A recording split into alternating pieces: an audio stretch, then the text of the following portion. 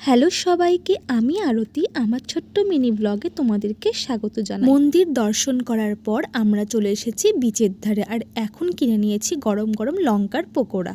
বিচের ধারে এরকম গরম গরম ফাস্টফুড খেতে বেশ ভালোই লাগে, তাই না? আর আজকে প্রচুর ক্রাউড।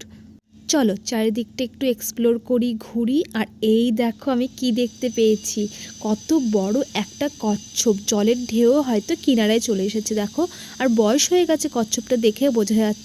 আর এখানে দেখো কত সুন্দর বালির ওপর বালি দিয়ে মা কালীর মূর্তি বানিয়েছে। কত ট্যালেন্ট মানুষের, তাই না? এত সুন্দর মূর্তি দেখার পর আমিও ভাবলাম আমার ট্যালেন্টটা একটু দেখা, কিন্তু আমার আশেপাশে সবাই বললো তোর দ্বারাই হবে না, তুই রেখে দে।